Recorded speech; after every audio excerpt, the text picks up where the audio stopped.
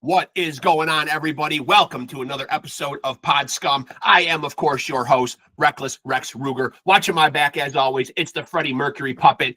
We are back with another banger of an episode. I am super excited about this one. Before we get down to brass tacks, I will, as I do every episode, address the elephant in the room. You're looking at these smoldering good looks, these luscious blonde locks. I will confirm for you that, yes, you are looking at the one and only love child of one Diamond David Lee Roth. Now you know, now we can move on. And as I said, super excited about this episode. Been trying to run this guy down for a minute now, and looks like we are finally going to have him on. And listen, I don't even know where to begin. Such an interesting life. He's here now, so we're going to get into it and chop it up with him, man. I'm so stoked about this one. Hey, Jack, how are you, my friend? What's happening? I had to go up and get into my David Lee Roth, persona. I'm sorry to hear that.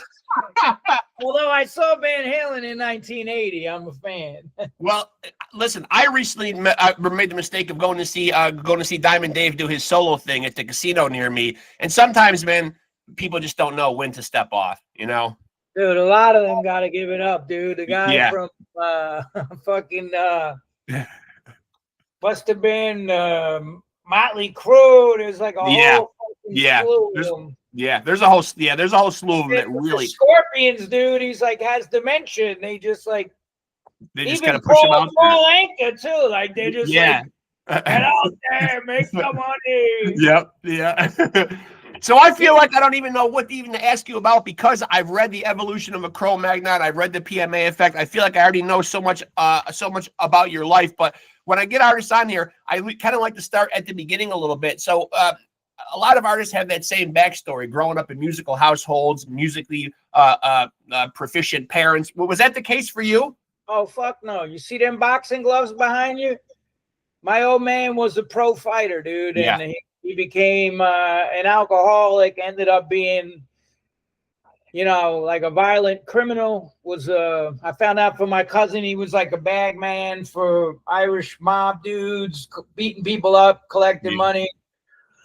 But it affected us because he was beating on my mom a lot, like brutally. Yeah. She left him and she just had a nervous breakdown. She couldn't take it. And I think it was like 69. We got put in foster homes in Long Island, which, it was bad spots. So, music to me was the only refuge I had. Like I had found this little AM, you read about it in the book, this little transistor radio. And I used to just escape from whatever we were going through and listening to, watching Soul Train and all that. We found like one of them round TVs somebody threw out because the antenna broke. Yep. Yeah. I mean, this is like in this, like I guess 1970, I was about 8 years old.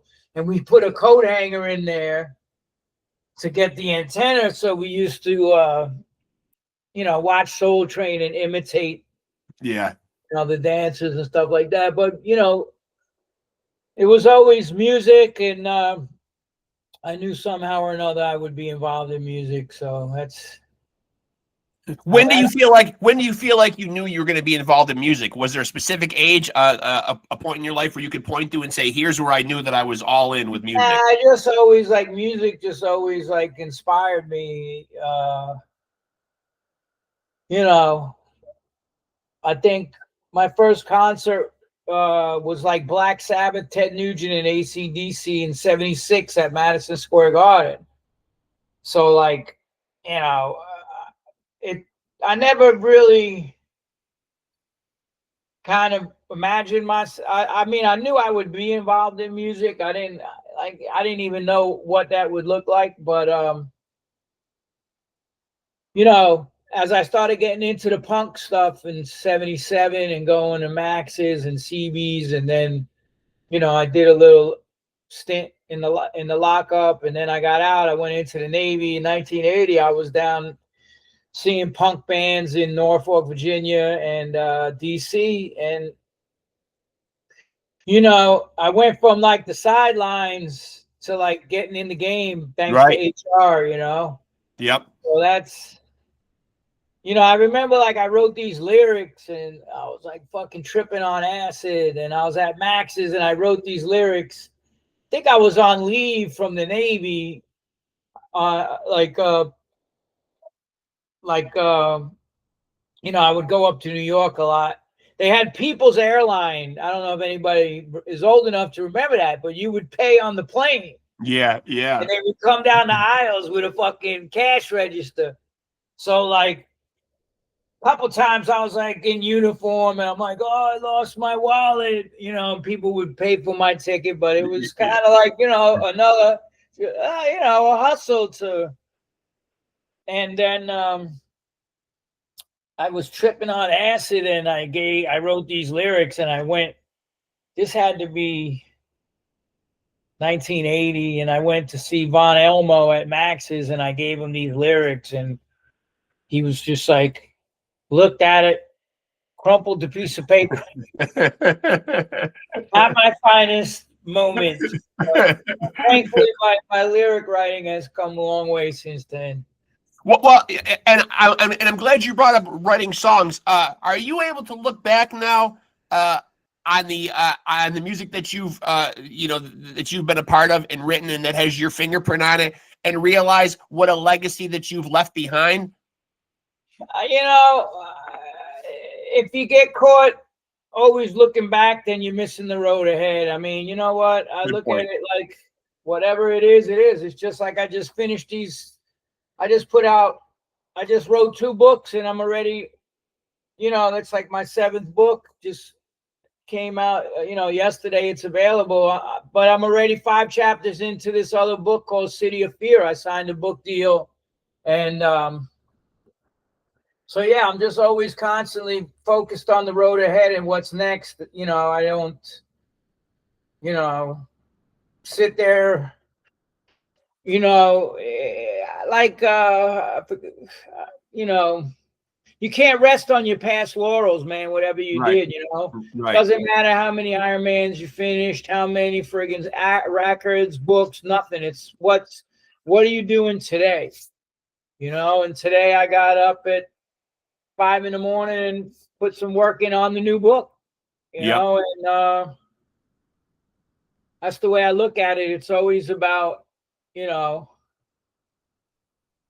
trying to outdo what you did before. Yeah. You know, effort wise. And so we're working on a new BLOODCLOT, you know, record right now. I've been asked multiple times to be involved with a CRO-MAGS reunion next year for the 40th anniversary Age of Quarrel. No interest at all. None. That's zero. Zero. And we've been offered, you know, consider, like, you know, I would imagine. There's a lot of money involved, but I just don't want anything to do with it. I don't do music for the money. You know, I do it for the spirit of it. You know, there's an individual I would never be involved with, and that's what that boils down to. So it's a vibe, you know. And I was told, oh, you guys could travel. Like, I don't want to be in a band with somebody that I gotta like travel in a separate vehicle because I can't even put up with them. So right.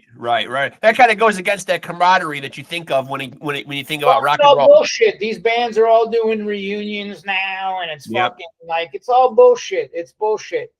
Like, you know, there's certain bands, and I mean, I won't say all of it because, like, my friends in Biohazard got back together and stuff like that, and they're you know, that is genuine to me. You know, they're not like I know all of them, so it's like I know, you know, and their record is great, but there's a lot of other bands, and just don't want to be involved in anything like that. And you know, for me, you know, I'm finishing up a movie script right now. I got a one-man show coming next year about growing up in New York.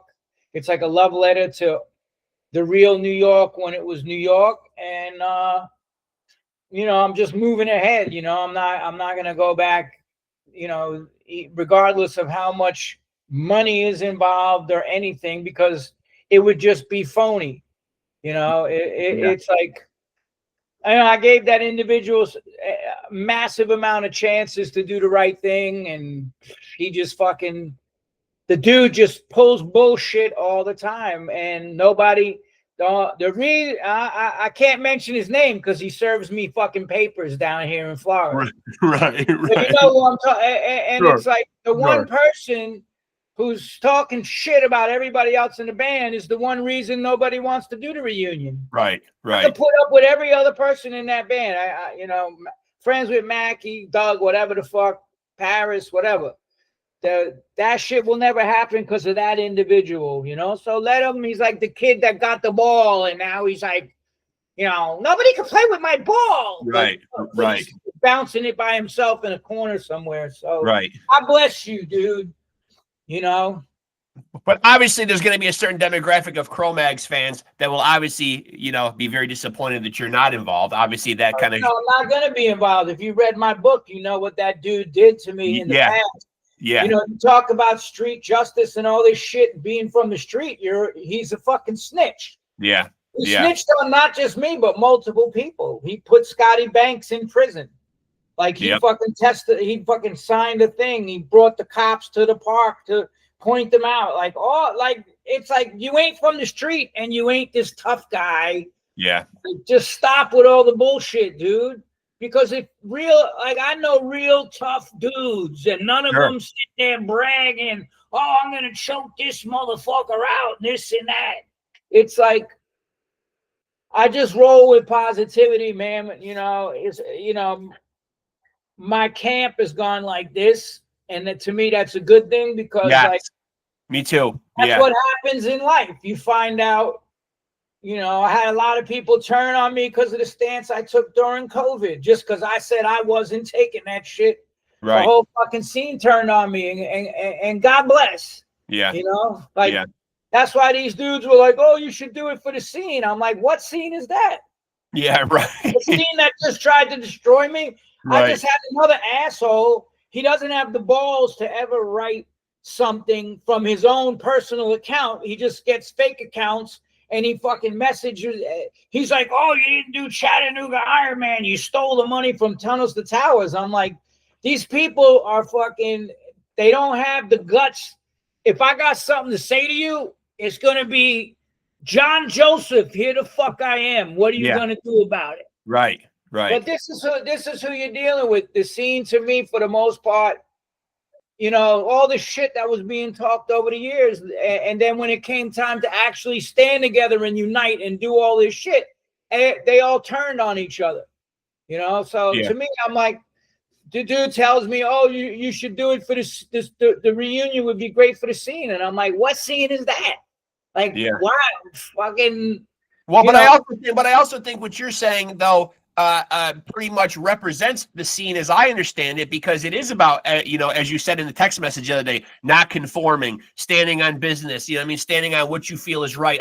I feel like those are the most important tenets of hardcore, So dude, hardcore, that's why I said the other day, if this shit, look at what they did during fucking 2020. Everybody that didn't comply, they fucking tried to destroy them. Yep. They were sending fucking messages to my clients from my coaching clients, telling them all these fucking lies. It's like, dude, this is some pussy shit. Yeah. These motherfuckers ain't hardcore. Right. Like, step out from behind your computer, dude, and let's, I've said many times, come fucking meet me. I'm gonna be in New York. Let's go. Like, if I got something to say, it's gonna be up close and personal. The thing about the whole scene was it was supposed to be unity. It was, all these bands put out these records about power and fucking the government and overstepping and fucking unity and fighting the system. Where the fuck were they? Not one band spoke up. Not one. To me, that's bullshit. That just says everything right there. This was the most fucked up thing we've ever seen happen in our lifetime. They locked down the entire planet. They forced a fucking drug on people that's now taking the lives of millions of people. Look at all these people fucking dying and heart attacks and all this shit. Every day I open my feed, it's fucking 3, 4, 5 other people fucking dead. Mm-hmm. My own brother had a stroke because the VA, he was disabled. They forced him to take the shots. The booster was the one that had the full whack of the fucking spike protein. Yeah. And he had a fucking stroke and never recovered and didn't want to live anymore. That was it. He couldn't, he's fucking paralyzed. So no, I'm not this motherfucker that's just gonna, and then people like Jello Biafra writes a song, Government Flu. And then what does he say during the whole shit? If you don't take the thing, you deserve to be in the morgue. Right, right. A picture of an open, dude, it's complete bullshit. It's cosplay. That's what the whole fucking, so many, I'm not saying it was everybody, but I'm going to say it was like a majority of the fucking scene. Yeah. And you know what? If you didn't get canceled, if they didn't come at you during that shit, and this is the last thing I'm going to say, you wasn't doing it right. Right. I put out a whole record during that shit, Souls, which somebody, the old drummer from Agnostic Front just heard it and was like, dude, this is like the fucking most incredible fucking record that's come out. What the fuck? How come nobody knows? I say, you know why? Because they told distributors and record stores and everybody not to carry the record. I mean, wow. This, like, dude, they told them don't carry my books. They said don't book me on any speaking events. Don't book my band. We were set to play all the festivals in August, BLOODCLOT, and the fucking the promoter over there was like, hey man, the festivals are okay, but none of the clubs will book you. They said they won't book you because of your medical views. Wow. This is Germany, bro. Yeah. Okay? Yeah. Let that sink in for a second. Yeah. But look, to me, it was a big test. My writing teacher, which I'll segue back into this, he always said one thing. True character is only revealed under pressure. The greater the pressure, the greater the revelation of true character. What these motherfuckers don't understand, you see, they forgot to go back and read this book and be like, yeah, the shit that I went through in my life, that shit was nothing. That doesn't bother me. You could talk all the shit you want online. Nobody said nothing to my face still to this day. Yeah. And it doesn't bother me. I move on. I fucking put out 2 books. I got another fucking record coming out. I'm writing a one-man show. I just signed a 3-book deal.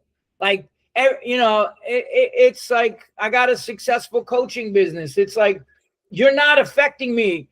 You know, like it doesn't bother me really, because like you could say whatever you want. Oh, he's a grifter. He lives with his mother. I'm like, it's like these people just say anything. Right. I have a fucking house in Florida that I'd pay for. Right. Like, you know, it's just incredible, man. And that's what the scene turned into. That's why I can't even listen to these fucking bands. And so many of them, and I know all the inside scoops of who got fired from the band because they didn't take the vaccine. Yeah. You know, these tough guys and shit. And then like, you know, who's getting sick now and all in the scene and fucking passing away and getting cancer and all this shit. And nobody wants to fucking, still to this day, if somebody says, oh, you think it could have been from the vaccine that they're fucking sick? Oh, you fucking, like, dude, where did this shit go off the rails that all of a sudden you don't trust crooked companies that paid the largest fines in medical history for lying and paying scientists to lie and fudging the trial data? Pfizer, Moderna, J&J, and AstraZeneca, all fucking corrupt. And then all of a sudden you side with them against people in the scene? Yeah. And like, you're the bad guy for speaking up? I said the other day, I fucking do it again. I would do it again in a heartbeat, because you know what? I didn't get into fucking hardcore because I had nothing else to do in my life. This shit meant something to me. I stood for something. When I wrote those lyrics to fucking Age of Quarrel and BLOODCLOT and Mode of Ignorance and Both Worlds, I stand by it. I live the shit that I write. It's not just, oh, I'm writing a bunch of shit that sounds cool and revolutionary. Right. And then when the revolutionary shit everybody was hardcore till it was time to do hardcore shit. Then they were about as fucking vocal as a fucking termite fart in the fucking middle of the woods somewhere. It's unreal, but you know what? What's the emotion that you're going through? Do you feel like you're let down by your own scene? Are you disappointed? Are you saddened by it? Are you angry? I said in a fucking, some of the lyrics I wrote on that record, Souls, I said, you know, fucking, I'll tell you what, let me just read you the fucking lyrics because they speak for themselves. Okay. Hold on, I'll tell you, because obviously I can see disappointment, you know what I mean? Like in the fact that you're part of the scene, you're a vital part of the scene, and I think you're one of the I fucking started the fucking, it was me and a handful of people that started the New York hardcore scene, all these people. I was going to Bad Brain shows when there was 10 people there. I didn't see any of these people who claim to be the fucking kings of the scene now. Right. You know, and then I was going to Max's before that. I was there for the punk rock and the birth of hardcore. But you know, it's a letdown. But I always said there's going to be an event that's going to fucking really show who the fuck is who and who's about it and who ain't. As we say on the streets of New York, don't talk about it, be about it. Right. All that talk shit, all this bullshit. I called people out who were supposed to be my friends, and when they were posting all this bullshit and these lies about me, I go, yo, you're my fucking friend. I stood up for you. I risked going to jail for you, okay, to fucking stomp motherfuckers out that put their hands on you and your girl. I'm not going to mention his name, and you didn't take my fucking back, dude. I don't want to hear I love you, brother, or any of that shit, because when it came time for you to say, oh, man, you know, they were ganging up on me, man, because when I said he's not a racist and all that, it's like, listen, you know, I'm going to tell you, let me,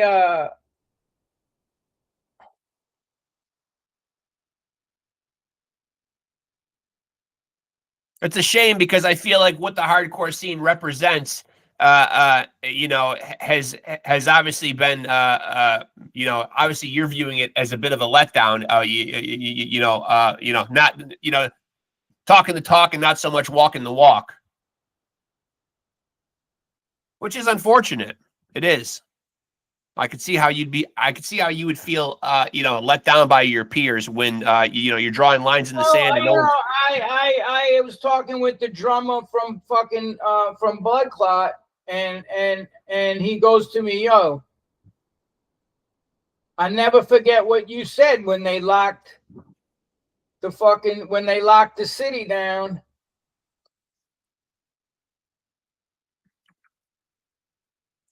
Yeah, those were crazy times. Absolutely crazy times. Very crazy for me because I work as a nurse. That's my day job. So it was extremely crazy being in the midst of COVID as a healthcare worker. Not anything I ever want to relive again. That's for sure.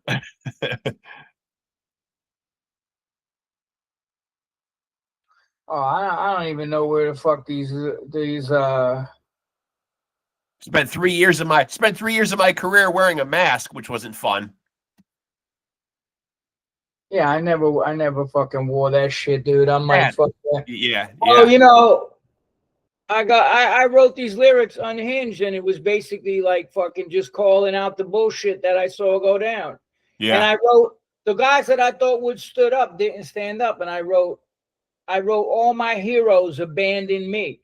Like, you but I have to say this, people that didn't surrender, I understand there was a lot of people that had to pay their bills and keep their jobs and they were forced to do shit, but people that stood up against that shit, I got complete respect for them. I don't want this whole thing to be, you know, about, you know, all the bullshit, but you know, it has to be mentioned, just as somebody that's been involved in the New York hardcore since its inception. Yeah. 1980, it's but like I said, to me, that's like I'm finishing up this record. It's kind of like, all right, I'm off to do other things, like even coaching. I do, I coach people. I have a coaching business. I'm involved with a charity in New York that feeds the homeless. Yep. Like, just it's about, if you let these people, because that's, somebody else I know is very famous, and he's been catching a lot of fucking, and I'm like, dude, don't respond to these people. That's what they want. They want you to respond. They want to get a rise out of you because that's all they have going in their life. Yeah. That some fucking mook in their mother's basement in fucking Pennsylvania could go on your page and fucking be disrespectful and say shit they don't even have the balls to say in person because they're writing from a fucking phony fucking account. It says everything about them. But if you respond to that shit, then that's on you. Don't let it get them win. Yeah, you've let them win. Let it get to you. Yeah, like that's what I say. We're living in a world of cowards. All these people, they're keyboard commandos. They just. I caught up with him last summer. The guy was like, "Don't book his band. Fucking fuck him. Don't get everybody to boycott his shit." Listen, when you try to bankrupt somebody, that's a type of violence to me. Right? Absolutely. Imagine if they did that shit 30 years ago and they were walking around on the street, right? There was no social media, none of this shit. And somebody did that. Yeah. Right? Yep. Different rules. You know what would happen to that person? Yeah. Very different rules back then. Yeah. When it's up close like this and personal, they don't have the guts to do that. And I caught up with them last spring. I was in New York and I was coming out. I was working out at East Side Gym. This guy Efren, it was like it's the oldest existing gym in New York City. It's in the basement of this building. So I come out, I got my gym bag, and here he comes with his fucking girlfriend and he sees me and tries to walk by me, and I was like, nah, dude. Not that easy. Bag down, and I was like, here I am. You see how this works? You see this right here? This is old school. This is up close and personal. What do you got to say to me now? Oh, man, whatever. Like, no, not whatever, dude. Air it out. Yeah. Air it out. Let's go. Here I am. Say what you were saying online. And let's. Oh, and his girlfriend starts saying, fuck you. We're going to call the cops. I said, you better tell her to keep her mouth shut because she's going to end up getting you beat up. Yeah. But that's the whole... I don't run around like a tough guy, but it's just bugged out that like after you did fucking crazy shit to help the scene and do all this stuff, none of it matters. Right. None of it matters because in a minute people will turn on you like a fucking rabid dog. Yeah. And that's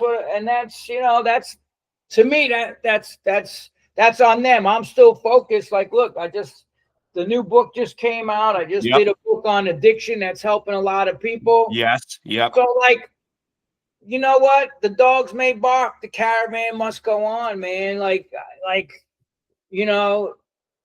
like if you have that much time on your hands, go do something positive with your life, man. Go sign up. Go fucking take a boxing class. Go fucking feed the homeless. Go fucking do something like. Rather than just like be negative about shit in life. Contribute something. Because that's the fact of the matter. I love that. I love the man in the arena of that whole fucking thing. It's like these people, they never get in the fight. They never dirty their hands. They never bleed. Right. They're fucking the ones commenting that don't even have the courage to fucking step into the ring themselves. Yeah. Yeah. And they're fucking sitting there slagging everybody that's in the fucking battle. No matter how many times, he's always like, oh, you fucking DNF'd. It's like two medicals and a mechanical, okay, that put me in the medical tent and you know how many fucking races I finished? 14 of the toughest fucking Ironmans in the world. Yeah. But the dudes are just going to run their fucking mouth. That wouldn't even finish the 2.4 mile ocean swim. Right. So this is who you got. And they're fucking losers. They ain't got shit to show for their life. They're miserable cunts. Yeah. That's why they're sitting there fucking, oh, I'm gonna get under his skin. You're not getting under his skin. Yeah. Because I don't give a fuck, dude. Like I just signed a 3-book deal. I'm getting ready to fucking sell my script. I don't give a fuck about all these fucking little fucking Muppets talking shit. Like, you know, it's just like, if I have something to say to you, I'm not going to say it online. I'm going to fucking roll up on you and say it to your face. Like, that's just the way I grew up. It's a different era. It is. It's a different era. Yeah, it is. It is. It's I did almost 2 years, 3 months in Spofford, 18 months upstate. You didn't run your mouth. You don't fucking run. You didn't run your mouth. Like, I was in the fucking craziest. I was in Spofford for 3 months. I was the only white dude in there. I went in fighting on the first night I was in my unit. Yeah, had to. Yeah. That's what it was about. The cops told me that the last white dude they brought up there left in a fucking body bag. So that's what, and you think you're going to bother? Oh, I'm going to say mean words about him online. Like, keep fucking saying it, dude, because you know what? That just inspires me to kick more ass. That's what it does. It's just fucking like, let's go, baby. Yeah. And so you just wrote the book on addiction. I'm wondering how the feedback has been on that book, and have you been hearing positive things about its effect on people? Oh man, I get messages every day. Thanks so much. Like, fucking people wrote me. I write them back. Yo, I got fucking 2 months, 3 months clean. I'm back with my family. Like, it's I get fucking dozens and dozens of messages every single week. You know, people are rewarding. Yeah, it is, because that's why I do it. You know, like I wrote this book because of what I went through, what we went through as a family, and then what he was slowly killing himself, and then in the middle of writing it, he passed away. And I had to sit there and finish the book, you know, and it was a very difficult thing to do. But that's how I processed the grief of losing my brother, was I put it in the writing, you know. What's the difference for you between writing song lyrics and writing and actually writing a book? I imagine that they must scratch different itches for you. You know what I mean? Like, what's your approach? It's a different animal. Like, I'm working on the lyrics for this upcoming BLOODCLOT record, and you know, you got to sit with the art. You got to invest the time. It's like, you know, I started playing music 44, going on 45 years ago, man. You know what? Like, I started in 81, the first CRO-MAGS lineup, BLOODCLOT. That fell apart. And then BLOODCLOT, we opened up for the Bad Brains. I started writing lyrics. You know, so you're always supposed to be trying to improve, you know. That's why, you know, running and all this shit helps my cardio. I do my voice exercises continuously, and there's so much to write about, and it's like, it's just inspiring just to keep creating something, you know. Like, it's like sitting down in front of a computer, you turn on Microsoft Word and you're looking at a blank page, and your job is to fill 300 pages. Yeah. So it's the creative process that I love. I'm not like, I'm in love with the process of writing. I can sit there for 6 hours a day. Like, I'm writing this book now called, I'll show you the cover. City of Fear. It's first of 3 novels. I just signed a deal with Ryan Adams for Paxam. And just sitting there telling story and creating, you know, creating scenes, and just, it's just the creative process. Like, you know, it's phenomenal. Hey, that's nice. Yep. And so this is going to be a work of fiction. Yeah, but you know, it's a lot of stuff that actually happened in New York, so it's historical, and it's some of the stuff I went through, but I created, you know, different characters and stuff like that. So some of it's true, some of it's fiction. You get to create this world, behind what was going on in New York City. It's set in 1977, the Son of Sam. Yep. You just had like this kettle boiling. The city was broke. The garbage was on strike. The fire department was on strike. You had the buildings burning in the Bronx. The landlords were torching buildings. You had the crime rate. And, and then punk rock in the middle of all that. Like, it was like, that was like the voice of the streets answering back like everything that we were fucking seeing. That's why, right. Like when I went to Max's and I saw punk bands at CB's or whatever, it resonated with me because I'm like, yo, the Dead Boys, the Ramones, the Damned, all these bands. And then like, a little later on, the Bad Brains and all this. So it's, but yeah, the City of Fear is it's just capturing the essence. And I sent some sample chapters, the first 3 chapters, and the editor and the guy that designed the book and the person from the imprint was like, you can't write this kind of shit unless you were there. Right. It's not like Wikipedia or like right. Yeah. I saw one commercial like, I use ChatGPT. I just told them the premise and they wrote the whole book for me. Like that's this is what we're dealing with now. People are not being writers anymore. I'm a fucking writer. Yeah. There was no ghost writer on this. Everybody says, oh, did you read my book? You didn't write the book. You sat there and told people your fucking stories, and they wrote the book. They don't have their name on the book, but I happen to know most of these people that's writing books ain't writing books. They sit there with a writer who's a ghost writer, and they tell their stories. That person molds the story. I'm a writer. I studied writing. I fucking went to Robert McKee seminars. I read books. It's like I'm a fucking writer. That's what I do, and it's something that I enjoy doing. And it's just as much as I enjoy writing lyrics that I'm writing now for the new record, I enjoy working on a scene for a movie and or writing pages for a new book. So let me ask you about the various projects, and I'm not going in any specific order here. I'm just going on stuff that you've mentioned. The new BLOODCLOT record. So how is that coming along? Do you have a timeline on when you think it'll be out? Put it this way. So I just was up in New York, 2 months ago, and we're doing pre-production right now. So we're recording 11 songs on the East Coast, and then I'm doing a couple on the West Coast with some people that I don't want to drop their names just now. Fair enough. Yep. So, basically it's going to be about 14 songs, a LP.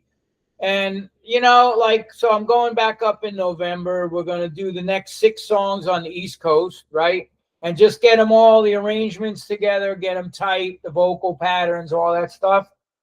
And I'm a little busy till after the new year. So we'll start recording the album up in New York, and then I'll head to California and do whatever songs are left out there. And I don't know, maybe early spring or something like that, we're gonna drop a single. Okay. That that's the first thing. We're gonna drop a single with a video from the record, and that, and trying to get this. These are shorter books, so it's like noir style. So right. It's let me see how many chapters. I don't know. I got 14 chapters. I just did like the long one. So like it was one chapter was 40 pages. So yeah. So now it's just like I'm just working on stuff, and and every day I just open up the script. It's on a rewrite actually, so I'm just fine-tuning everything according to my teacher's system that he uses, Robert McKee, and who wrote a book called Story. So I'm just like, but it's a book again about a musician, it's about a musician that goes through addiction and all this stuff. So that's what the film is dealing with. And it's just like everything else. I got a race coming up in the spring. So what about the one-man show? I'm intrigued about that. So I'm writing that. If you look over, So I'm. I don't know when that's like a live thing. So I guess I look at it this way: the record's coming out. And it's the 40th year anniversary of the CRO-MAGS record. So I'm not going to do any touring on that, but I'll be doing some select stuff with this one-man show. But it's basically just like 90 minutes of just telling how amazing New York City was and how the difference too, where people had the communication. It was just a different time, because now when you go out, if you go to a show, people are just like on their fucking phones. And I know. New York City was about being present, in the moment. Yeah. That's being lost. And I said that because I caught some amazing stuff the last time I was in New York. And I was like, if I would have been like walking down the street like this, I would have just missed what just happened. Right.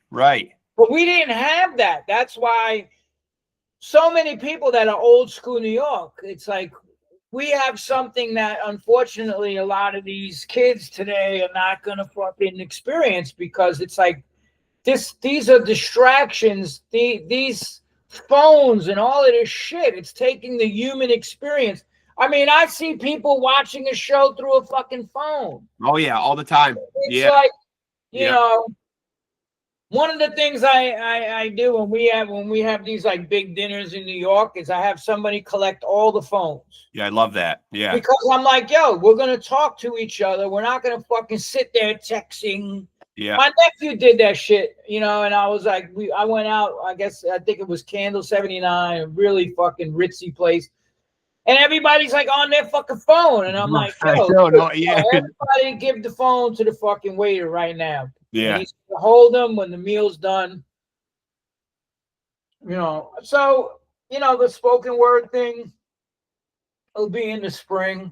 I don't know how much I'm going to do with it, but it's another creative outlet. So I get to sit there and work on it. And, do you plan on touring with it? Do you plan on going to multiple sites with it and doing it? Absolutely.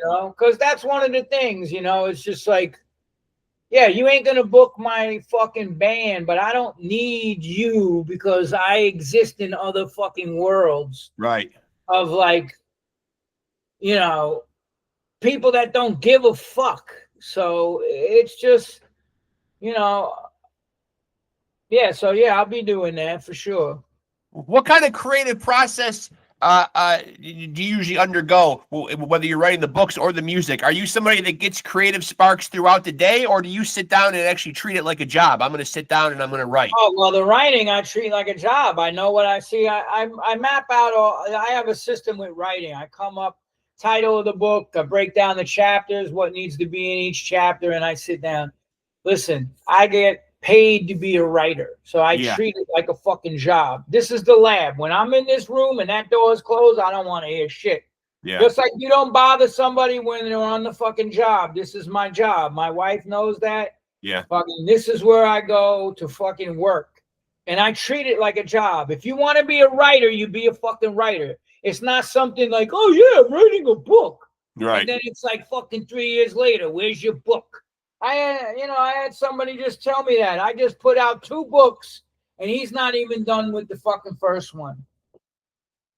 But it's a process, the music too. I get a vibe. I hear the music. I get a vibe. I'm like, all right, I'll sit there fucking in my room meditating at night with a fucking candle and just be like, what's the vibe on this song? I hear it.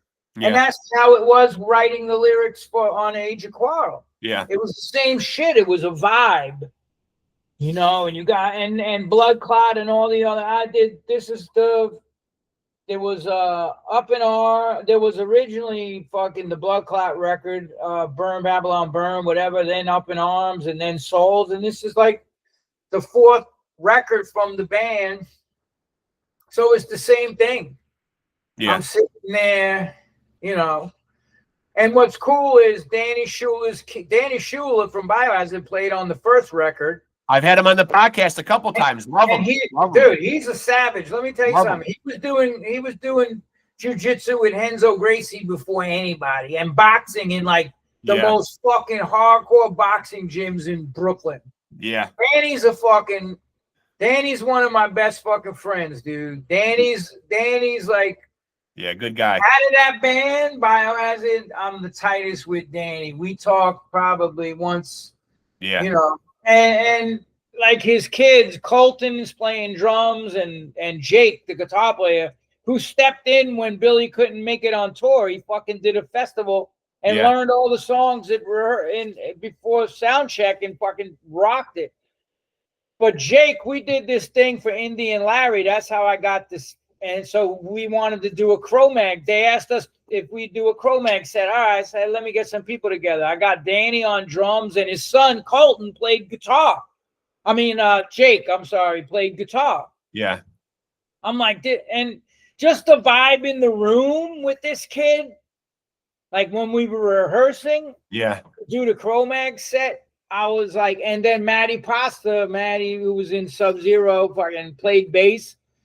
And so, yeah, Maddie's playing on the record. They're all different people, but you know, and Danny just wrote a song for the record. Yeah, you know, that his kids are gonna play on. So it's like, music to me, it's not this like campy fucking like, okay, you know, it's like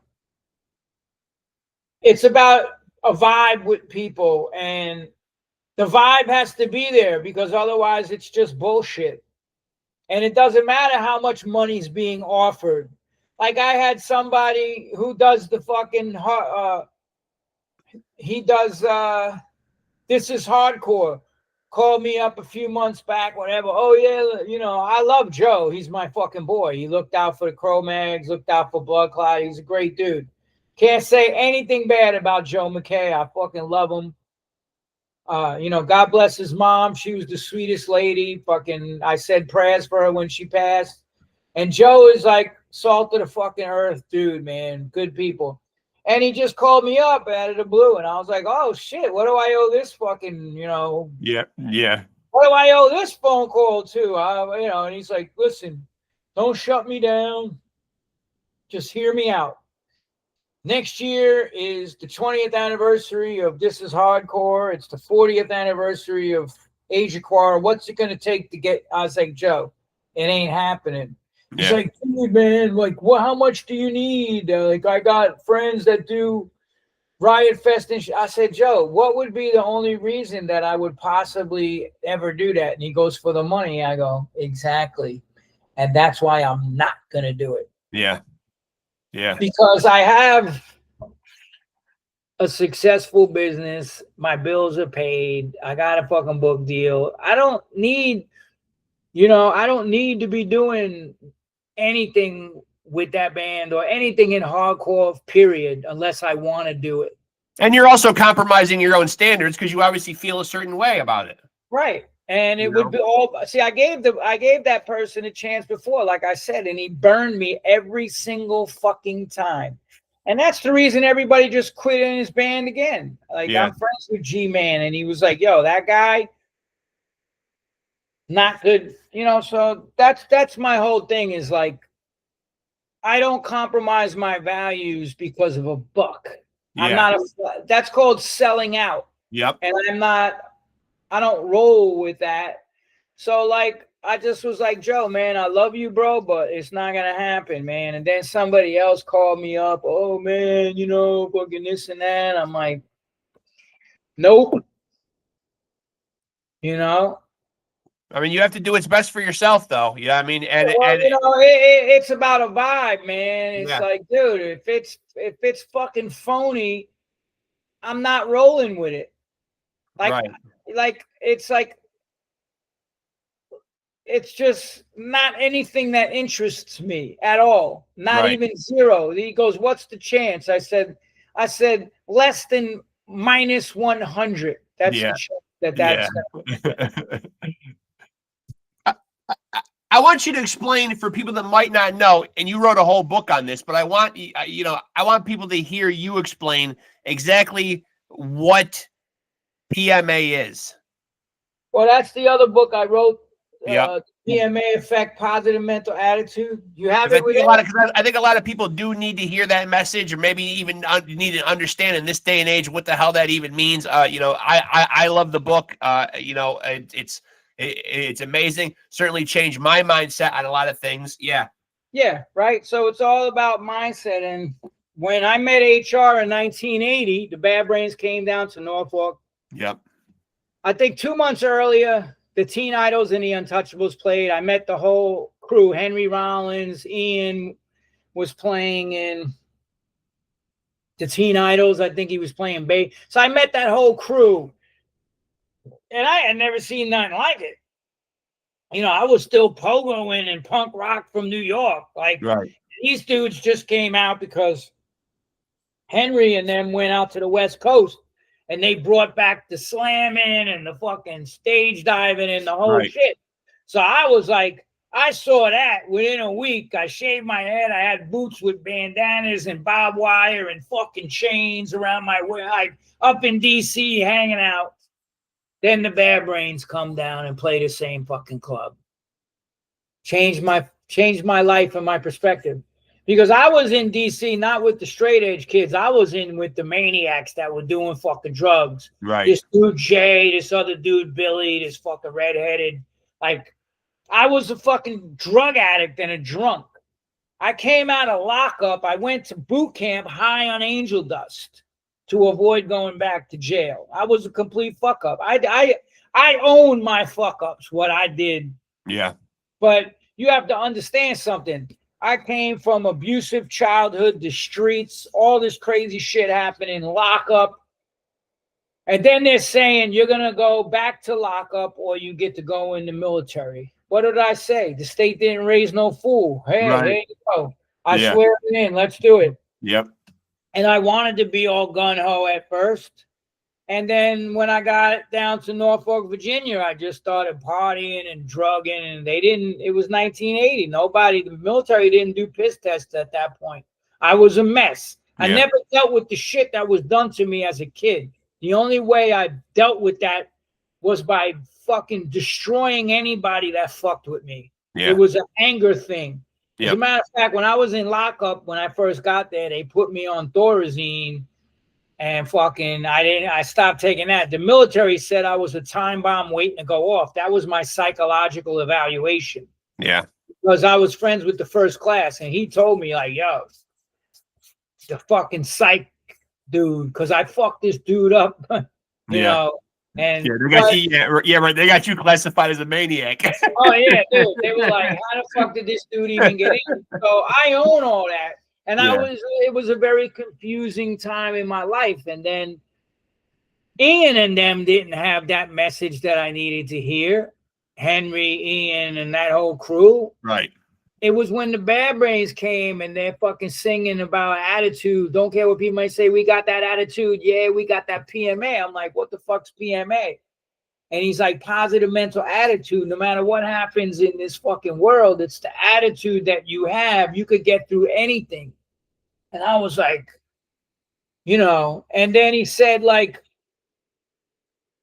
at the end of that show, he was like, they weren't Rastafarians. They was just starting to get into Rasta. Okay. Like, if you see them in 79 at Christmas time at CBGB's, that show where they had suits on and spiky punk rock hair. Yeah. I met them a few months after that. So they wasn't Rasta. They was just starting to get into Rasta. From this guy named Ray Chinna, who was friends with Bob Marley in Jamaica. Okay. That's who schooled the Bad Brains and got them to stop eating all the fucked up food and stayed with them in they had a farm in Herndon. And And that's who schooled them guys on Rastafari. And then I met them, I guess, soon. I think I want to say it was May or June or somewhere in there. And then the last thing HR said to me was like, Ja will arrange that we link up again. And then some crazy shit happened in the military. I was looking at doing like federal time. I got popped for a drug case. I was actually selling fucking Class A felony drugs in Norfolk, Virginia. I had a drug business. Yeah. And I was the only squid that the punks allowed to hang out, because I went to the Taj Mahal and these rednecks came in and started fucking with everybody and nobody would fight them. I fucking took them all on. I started smashing chairs over their fucking head, bottles. Yeah. And they were like, okay, you can hang out. I was like, well, you didn't really have a choice. I'm here anyway. Right. Right. But there was a shout out to my boy Stan Boyette. I fucking love that guy. He was, there was a couple of punks, and Vic Demise was another. He was in the Navy, and I started bringing him to the, like, yo, they got shows here, and I met him somewhere. I think I met him at the enlisted club on the base or what. I can't even remember it. The history's so old, but yeah, so then I just started selling fucking drugs, and like fucking I sold somebody. I guess they got caught, whatever. They set me up at this other club called the King's Head Inn. I had seen 999, the band 999. Homicide. Yeah. They did 999 emergency, homicide, all. And I'll never forget it, because like I sold the dude shit in the parking lot. They're like, oh yeah, what's his name? The guy arranged the whole shit. I sold him like pills and acid and some other shit, coke. And I go inside and like I just felt like this weird energy, man. And then like I'm at the bar and the fucking doors fly open and like I hear this ruckus and I turn around and there's like dudes with guns on me, like, get on the fucking ground. Yeah. Yeah. So real. I got popped by, they were looking at like Leavenworth, and I got popped by the civilians. So they restricted me to the ship, like all this shit. I was under lock and key, waiting for this case to come up, and my ship went out for a deployment, so I had to go with them. And then some shit happened, and they medevaced me off the ship back to Puerto Rico, and then I split from there. And I hitchhiked. I went to the 930 Club in D.C. I hitchhiked to D.C.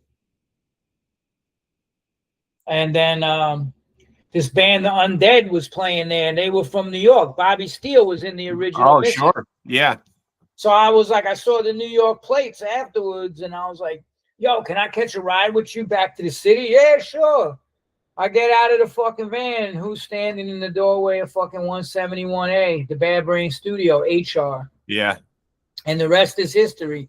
But the PMA, the positive mental attitude, it was like, even when I relapsed into drugs in 88, all that crazy crack shit that was going on in New York, I was at the epicenter of that. I was fucking cracked out, robbing fucking drug dealers. They put KOSs on me, kill on sight, terminate on sight, whatever you want to call it. Yeah. It was a very dark time, in my life, but I still never dealt. The therapy that I actually did to work out all my shit was this book right here. Yeah. And I stayed by myself for 5 years, no relationships, no nothing, while I wrote this book. Yeah. So that must have been very cathartic for you then, writing the book. That's what it was. Yeah. I never went to therapy. I never went to rehab.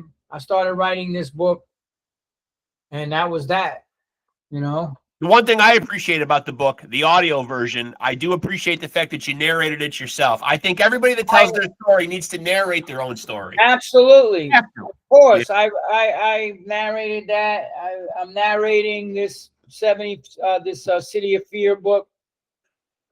I don't like that when I put out the book Meat is for Pussies, like stay with the fucking label hired a woman to read the book. I'm like, yo, fucking what the fuck is this? Yeah. So like I had that shit pulled, and I was like, Yeah, when you're writing your story, it should be narrated by you because only you know where you want to put certain emphases, certain inflections. You know what I mean? When you're telling certain stories, you know what I mean? It should come from the person who actually like lived it, wrote it. Yeah. In my opinion, anyway. In my opinion. And, well, you know, some people like, you know, I don't know, maybe they don't have good reading voices, or maybe they didn't write the book and they can't even fucking read. Who the fuck knows? Like, you know, but I wrote my book. I wrote every word in the book. I wrote every word in every one of my fucking books. And I was like, I'm not letting somebody else fucking read this book. This is being read by me. Yeah. And I mean, the book is fucking 440. It's huge. Yeah. You know, so like, you know, I did the PMA effect. I read that. Yep. Yeah, I appreciate that in the audio version too. Read this. It's being finally edited. We let this be out for like a year before we wanted to do the audio. So yeah. Yeah. So talk to me a little bit about the Ironmans. You know, people may or may not know that you do the Ironman competitions. You know, what has that brought to your life? You know, what it does is it really keeps you disciplined, right? Yeah.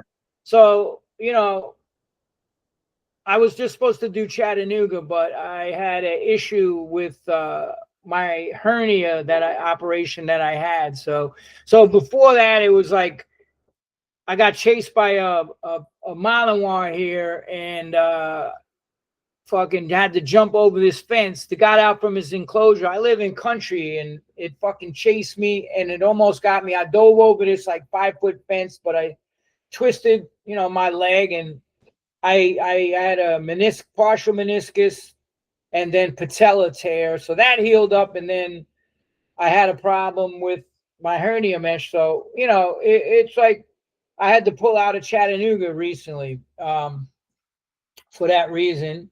And, you know, and I raised money for Tunnel to Towers, which it's their website. None of, you know, these people, this guy's going around telling everybody that I fucking grifted and took like, you know, the money goes to the Tunnel to Towers website. Anybody that donated, it doesn't go to me. It's going to Tunnel to Towers, which I supported.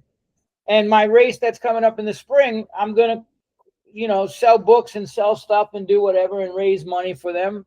I've given probably, you know, about $5,000 to them. Yeah. You know, between on these races. But the process of you know, it's like you got to, on race day, it's a 2.4 mile swim, 112 bike, and then a 26.2 mile marathon. So in order to be able to do that, and, you know, before I got this hernia and all this rest of the shit, I've been having a few setbacks.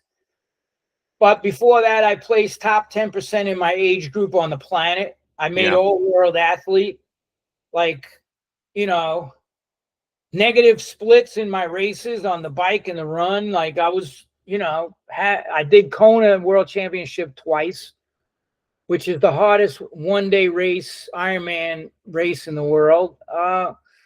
So it's a mental thing because, like, on top of writing and doing and paying your bills and having a relationship and everything else, you got to sit there and thank God for my coach, Samantha Murphy. She puts all my training stuff into Training Peak, so I know exactly what she leads me along to the next race.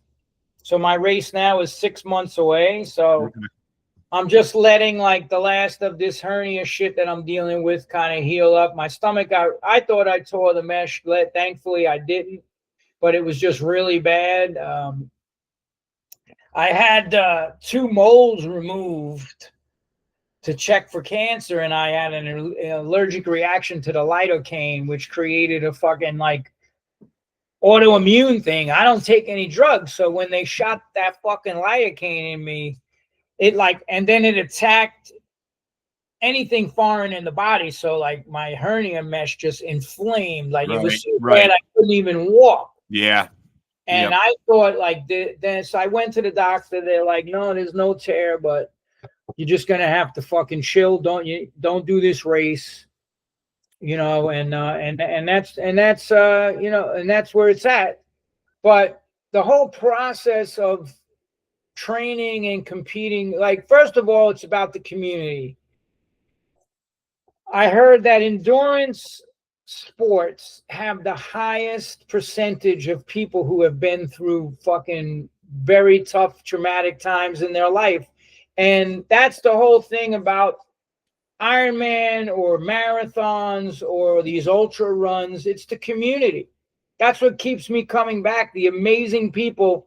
I've met people that beat cancer, that fucking lost their wife recently. Like, you just meet the most, you know, I met a soldier in Kona who lost his eyesight in Iraq and was fucking from an IED shrapnel and fucking was doing the race blind. You know, these are real. Yeah. So these are real warriors. These are real warriors. It's fucking dude. And it ain't just people that was in the military. It's women who beat cancer and like were on death's door.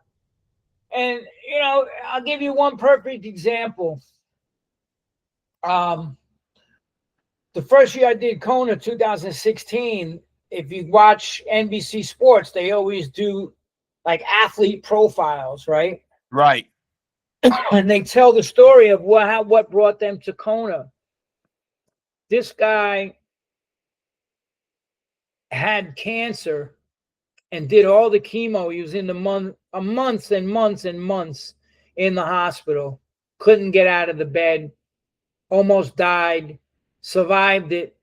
Then it ruined his heart. He had to get a fucking heart transplant. And then that was more time in the hospital. He said the first step towards finishing Ironman Kona was getting out of my bed and crawling over to the wall and standing up. Wow. Wow. I mean, it's incredible. The story of like these people and what they're able to accomplish. It's just, I want to be around those people. I don't want to be around shit talkers and fucking fault finders and fucking all these people, you know, negativity, man. You're never going to find a more positive fucking place filled with PMA than the start line in one of these racers. Yeah. And those, you know, those are good people to be around because, you know, just like the saying, man, iron sharpens iron. When you're around these great people, I want to be around fucking positive people. Yeah. Right? So, like, when you're out there suffering on the course, it's like fucking people are like, come on, man, you got this. Let's go. I've done the same thing. You know, the last race I did was Florida, but that was to come back because the time before that I did Florida, I collapsed 2 miles, less than 2 miles from the finish line. I could hear them calling everybody in. Yeah. But I got sick and I couldn't keep anything down. And fucking, I vomited like 30 times. My body went into shock. And I collapsed, bending over to throw up. And I was running sideways. This was after finishing 2.4 miles in the ocean. Yeah. 112 in the wind on the bike, throwing up not even getting off the bike, just puking off the side of the bike. Because I swallowed so much salt water on the swim, was very choppy. Yep.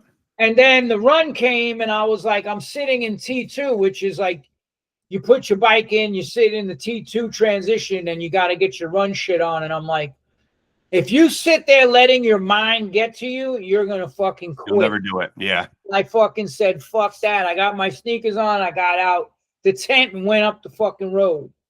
Right? I was running sideways, puking the entire time. Couldn't keep down any liquids, no electrolytes, no food, no nothing.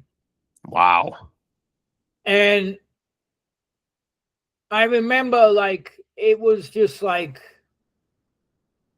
I was fucking, like, I was literally, and I collapsed, and the medical fucking, they have those gator things, the 4-wheel things with the medical plank on the back. So somebody was running by and goes, you need help? I was like, call the medic. I can't get up. I can't move. I'm fucking paralyzed right now. I couldn't move at all. Yeah. So they put me in there. The fucking doctor did my vitals in the medical tent. And he's like, dude, you're so fucking lucky you came right now. Your fucking blood pressure is so low. Spikes me with a fucking IV. I start feeling like I'm coming back to life. As I'm sitting there, they carry this dude in. Fucking, it's chaos. Like 6 people carrying this guy. He went across the finish line. And I saw him out on the course. Like, trying to push through.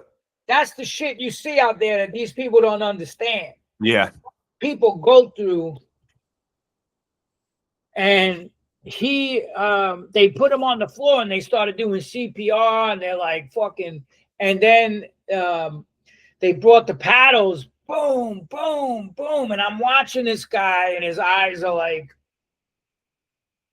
I could tell he was slipping away and he fucking died right in front of me. Wow. Oh, that's awful. He died in the medical tent right in front of me, dude. And the nurse just looked at me and went, oh, man. He was naked. And they carried him away.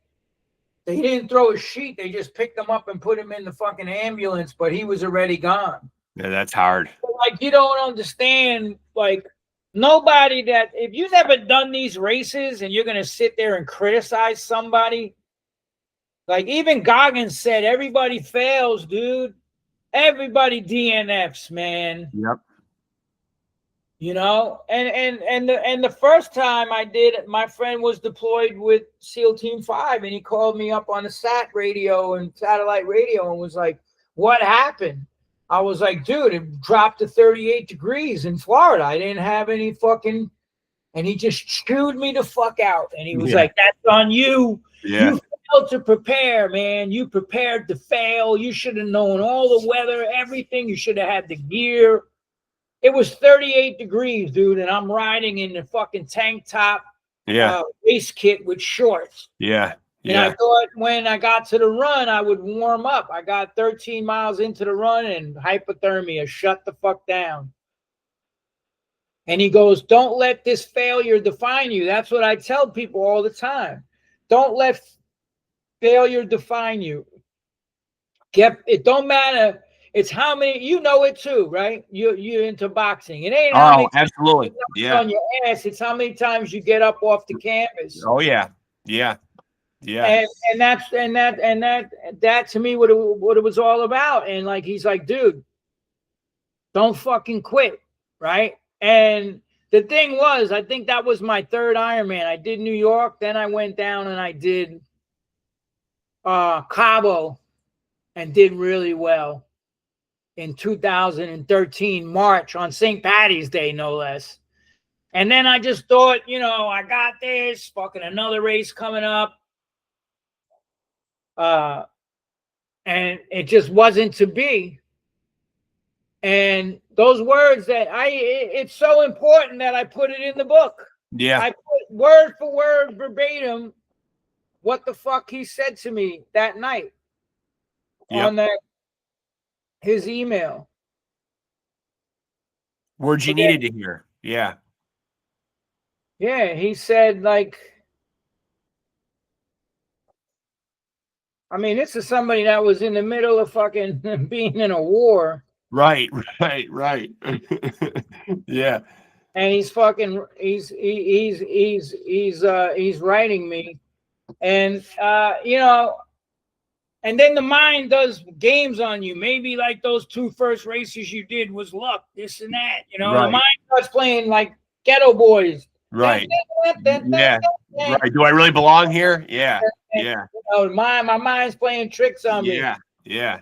And then I got this email from Ironman because I'm on the email list, and they go, hey, they said, we want to let everybody know, you know, we want to let you know that Cozumel didn't sell out and there's slots still available. And it was 3 weeks away. I didn't even fucking think about it. I pressed fucking, I just went for it. And I went down there and I PR'd. I had personal best, personal record. Wow. Wow. Yep. And my wife was like, get after it. She did my nutrition plan. She fucking was like kicking. Erica's a badass, man. She's 2 black belts. She's a trainer, nutritionist. So yeah. you know, I had my best race, man, and you know, and I got, you know, I got redemption, man. That's what it's all about. And like that's what I tell people about addiction or anything. It don't matter how many times you slip up, you don't give up. That's what it's all about, is like, just get back at it. Don't beat yourself up over fucking mistakes that you made in the past. Do these Ironman competitions? I imagine they have to, because you're building stamina, you're building endurance, you're building, you know, obviously physical and mental strength. Have they made you a better performer? Of course. Yeah. Like, you think like you're going to be able to do so, you know, and vice versa. I did the first Ironman I ever did. We played This Is Hardcore the night before. The drummer, Mackie, was booking the shows, and he crossed up the signals of when my Ironman was. And we hadn't been in touch because I was training and all this shit. And he goes, yo, we're leaving for Philly. You know, we got the vans picking everybody up at fucking 1 o'clock. I go, what? You know, basically, like, I'm like, so my first Ironman, I did This Is Hardcore. We headlined in Philly to 3,000 whatever fucking people going crazy. I went off on stage. My brother drove me down. I got in his car, drove back, took a shower, no sleep, and went to the start line and jumped in the fucking water with a stress fracture in my foot. Wow. 95 degrees, soaking humidity, August in New York City. Yep. I wasn't going to be denied. It took me 13 hours, but I finished that motherfucker, dude. Yep. And that was my first Ironman. But yeah, like when you're doing all this shit, and like, you know, I think last week I did a big fucking swim. Like, anybody that criticizes anybody, like I did one race and these people, it was in this like college fucking, like, I guess it was spring break. So all these people were fucking drunk and saying shit, and this heavy set girl was like pushing through. She made the whole the bike portion of that race was so fucking hard. It was like these climbs that just went on. And she was easily well over 220 pounds. Yeah. And she fucking was on the run.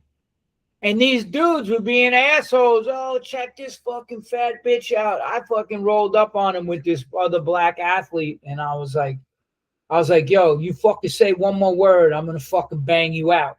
Yeah. You couldn't even finish the fucking swim. Shut the fuck up. Yeah. The brother was like, yo, don't say another word. Yeah. And we fucking, because it was a 3-loop run course. So the first time they were yelling shit at her, go fatty, whatever the fuck. I'm like, yo, that's so fucked up for people to do that. Yeah. And then the next lap, they said something to her again. And I was like, you say something, you know, let me find out you fucked with her again on the third lap. So basically, like, you know, she was on her second lap and we were finishing. So she was just starting the second lap and we were like, I was running home to finish the race and she was going that way on the other side. I crossed over the fucking boulevard with this guy and we were like, fucking read them the riot act. Yeah, rightfully so. Like, dude, you don't know what this woman has been through, man. Right. Like, there's people out there that lost their families and all this fucking, you don't know what these people are going through that show up at these races. Yeah. Just showing up to do that shit, you get props from me. Absolutely. And body shaming her is just ridiculous. And I'm like, I don't give a fuck. It's a 17-hour cutoff. I don't give a fuck if you come in at 16 hours and 54 minutes. You're a fucking amazing person. Yeah. You know, and that's to me what it's all about. It's like, yeah, you get fit as fuck, your endurance, everything. It's like it's a lifestyle. You can't be going out. I don't drink. I don't do drugs. I'm fucking in bed. I'm getting up early and fucking writing and training and doing all this stuff and helping people. You know, I have had multiple clients who were addicted to alcohol and drugs who beat that shit and do half Ironmans and Ironmans, and it's an amazing community. That's who I choose to roll with. Not some fucking shit talkers. Like, you know. Would you say you identify or is it not even a term you ascribe to? Straight edge? I don't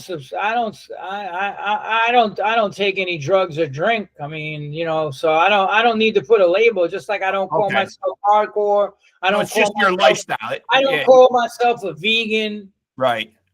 But I adhere to every aspect of that. Right. You know, I just don't need to put a label like that on myself, you know? Yeah, fair enough. So I think people, especially in the hardcore world, would certainly put you in the category of one of the more amazing frontmen. But who is it for you that you looked up to? I know we've mentioned HR a bunch of times. Is he the frontman that you looked up to the most?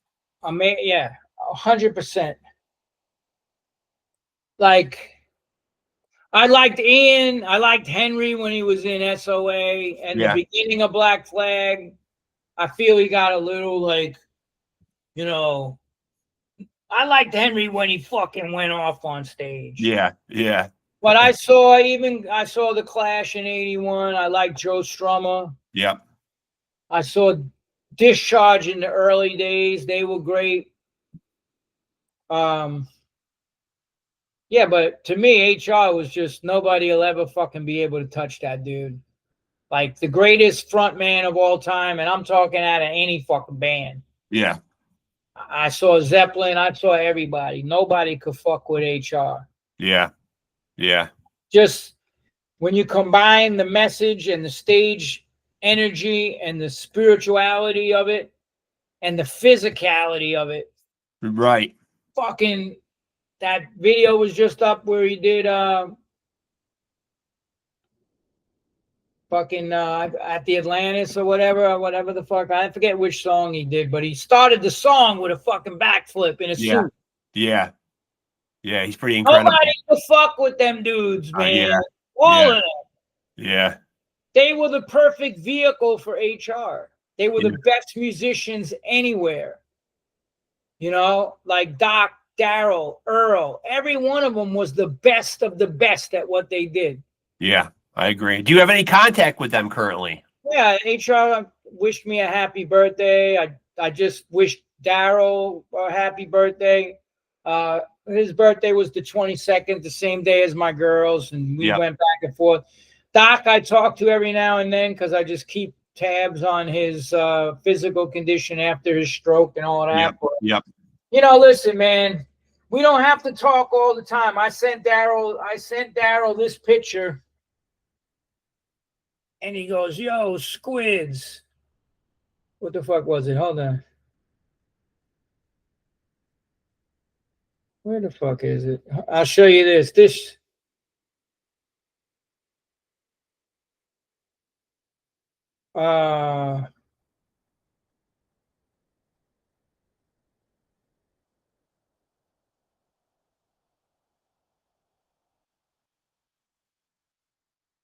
Where the fuck is it? Oh, yeah. This was 1981. Where the fuck? Yeah, that's me sitting on stage. Wow. 1981. I was 18 years old. Wow. What a blast from the past. Actually, no, I was 19 because this was. That's crazy. Yeah, it was. No, I was 18. This was February of 81. That's crazy. That's crazy. Memories. Yeah. And he's like, dude, like, squids, oh shit, like, who took that photo? I was like, I don't remember. That was at the Philly gig with McRad on that tour. But just like, going through all those times with those dudes, there's a brotherhood that's unspoken. You don't have to, like, right. I would have never got into music and singing or any of that if it wasn't for those guys. HR was the first person to put a mic in my hand and convince me to sing and all this other shit. And I was just like, and not only that, it was like being around J.W. the producer who was like the real yogi of that whole, and he was the first guitar player from BLOODCLOT. He was their sound man. So if you listen to the Raw cassette, the first album of Bad Brains, it's the hardest shit ever because he did sound for them live. And they recorded the tracks live in the studio, bounced it down, and then did the overdubs on it on the second track. They did it on a 2-track, I believe. Like, it's just like nobody captured their energy of what they were like live. And that's why Adam Yout, if you look at the back of that record, it says the greatest hardcore punk album of all time. Yeah. Yeah. But now there are lots of people that I've had on here who do bestow that honor on Age of Quarrel. It's certainly an important hardcore album to a lot of people, though. But what would be the most important hardcore album to you? Is it that Bad Brains album? Bad Brains record, 100%. Okay. 100%. Change the fucking game. Okay. Nothing will ever be able to touch that. Listen to the songs. Yeah. Listen to Super Touch Shit Fit. Listen to the Big Takeover. Pay to Come. Yeah.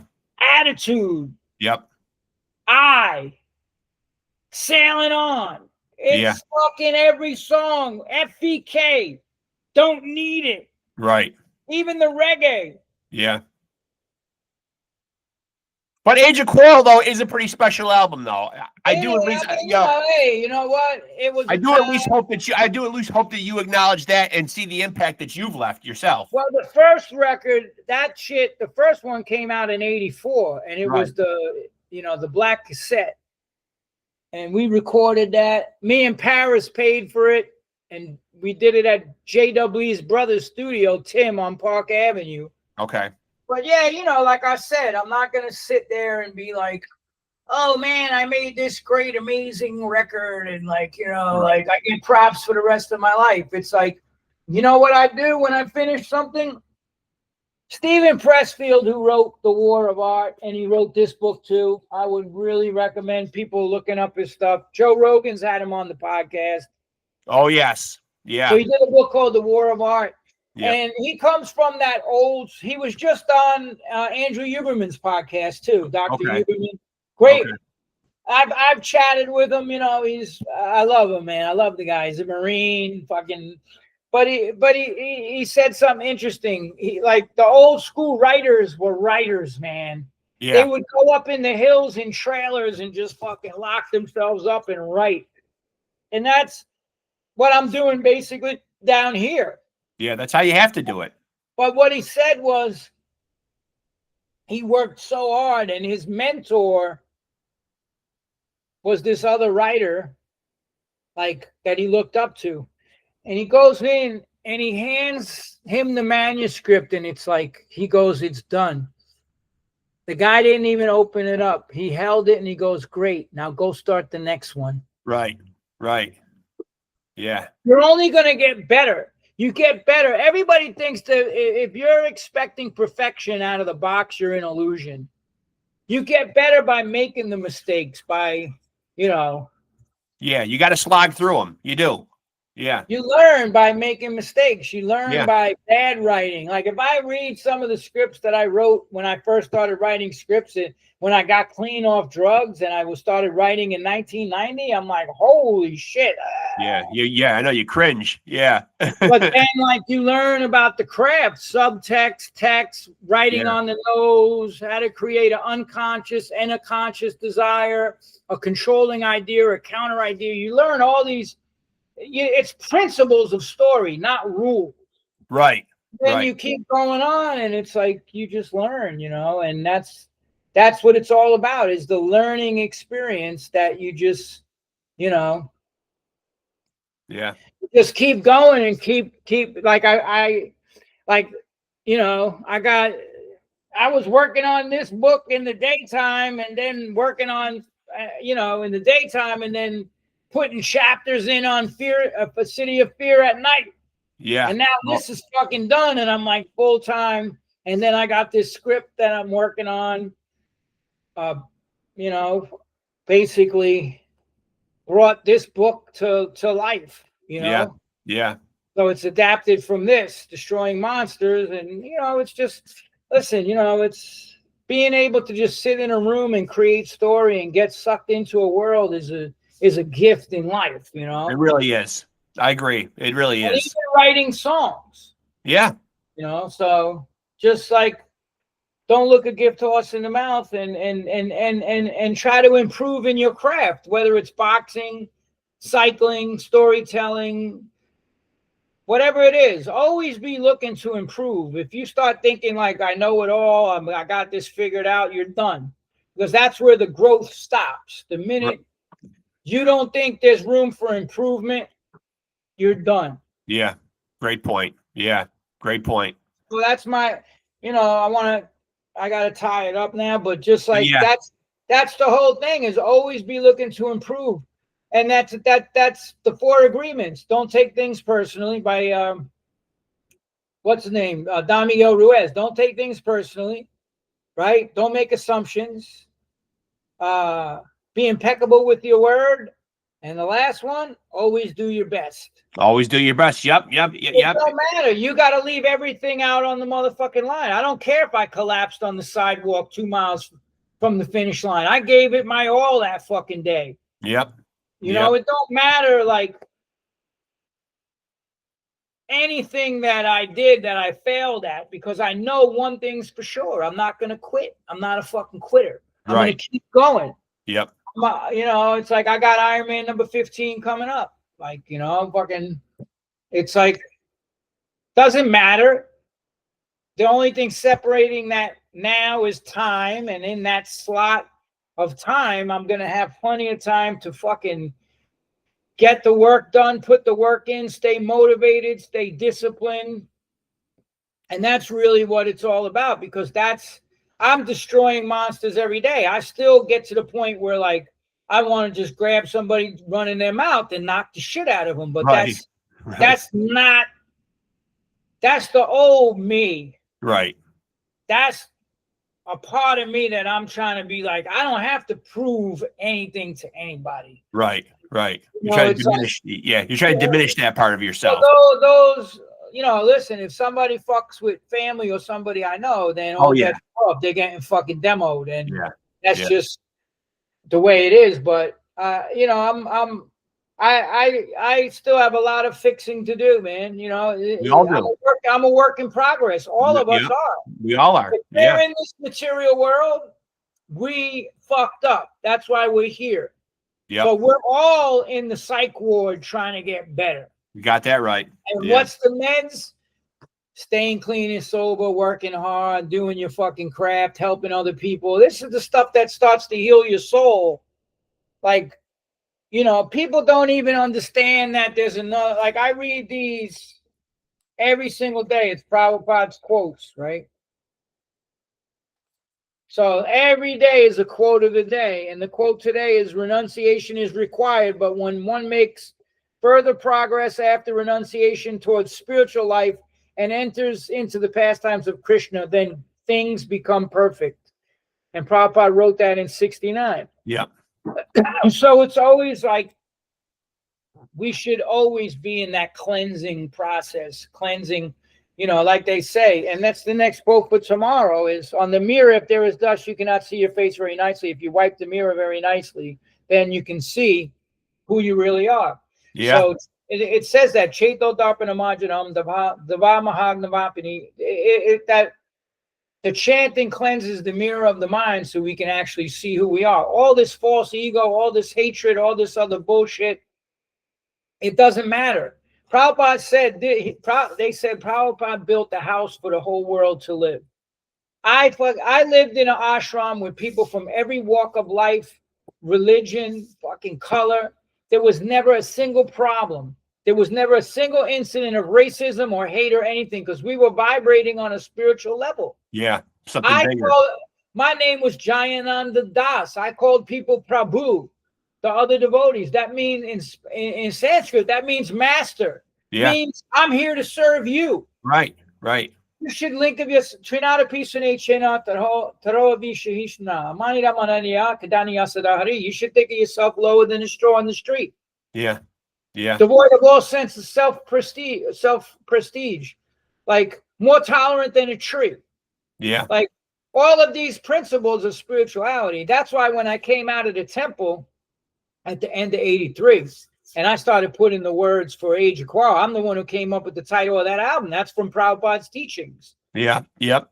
Like Age of Quarrel, Kali Yuga, all of that stuff came from Prabhupada.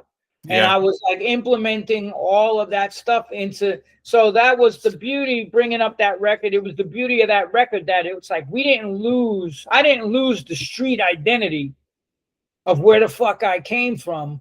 But I also was like, look at this shit spiritually. Yeah. Because of the truth, malfunction, you know, writing the choruses on hard times and It's the Limit and all the other shit that I wrote on that record. It's like, we didn't lose, you don't lose who you are just because you take to the spiritual path. It's not a, you know, Prabhupada, what he brought's not a cult. You know, you just take who you are and add spirituality to the mix. And Find then more. You're going to kick out something amazing. And that's why Age of Quarrel, if put it this way, I was in a band in 81. Band broke up because of certain persons. Everybody quit. Yep. It's in the big takeover. Here it is right here. Just so everybody knows, because certain individuals say I'm not the original singer. So there's the fucking timeline. Right there. Original CRO-MAGS. Yep. 1981, singer John Skinhead. Yep. Why did the band break up, Dave Hahn? Because people couldn't deal with a certain person's ego treating people like a doormat. Yep. When we did BLOODCLOT, I went to the temple. Everything started kind of being like directing me. I went on tour with the Bad Brains, and then I was like, when I would go to the temple, I just got to the point where I didn't want to leave. Right. I was like, I need to do this for a little while. Yeah. I'm not saying it's going to be the rest of my life, but I need to do this now. And I went and I became a monk in Hawaii and New York. Came back, had to audition against, like, you know, Roger from Agnostic Front. I mean, the gig was mine. I'm the fucking original singer, but Harley was just like, yo, just fucking do what you do. And at the end of the audition, they were like, John's back. Yeah, yeah. And Eric Casanova got fired after 2 shows, but he worked on some lyrics for that album. He had his contribution. But, like, there were songs, Kill the Ayatollah and all this fucking whatever. I changed all of that and started. And I don't say it was me. I look at myself as like I was a medium for like this energy. I dialed into this frequency and this energy was coming through me. Right. I don't take credit for that shit and say, I'm the most amazing lyricist and frontman and whatever. And we put this record. Right. Krishna and Prabhupada guided that record to be what it was. Yep. And the message behind that record is what made that record what it was. No question. It was amazing. Yeah. But now you got people that don't even want to give Mackie the credit that he did for writing those drum parts. Yeah. That record never would have sounded like that without him. Yeah, yeah. Or whatever. Or like somebody said, oh yeah, I always wonder what it would have sounded like if we would have chose Roger. You wouldn't have had Age of Quarrel. You would have had something else. Right, right. It wouldn't have. You can't listen. If you start changing numbers in an equation, you don't get the same. You don't get the same solution to the math problem. You couldn't. Right. Like I don't think it wouldn't be possible to take you and put you on Victim in Pain. It wouldn't be Victim in Pain, dude. You can't take anybody away from that record and get the same record. Right. So that's all just hate. Yeah. Oh yeah. You know, it's like, dude. I always give everybody credit, man. Everybody fucking put their best foot forward on that shit. Oh, yeah. I sang that record in one day. Yeah. Straight through. Yeah. Raw. So, do I sound like that? No, of course. Now, of course not. I should hope not. Right. I mean, dude, I sang a fucking...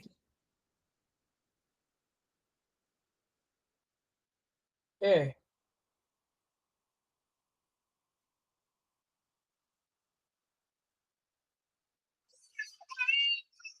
I sang this song, and the Isley Brothers. This,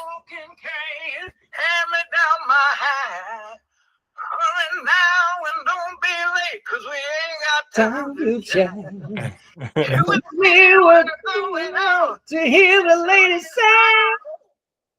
The Spinners reposted that. Yeah. That's great. I don't sound like what you're hearing something that I did Right. Right. How many fucking years ago? 50, Right. 40 fucking years ago, and I sang the whole record in one shot.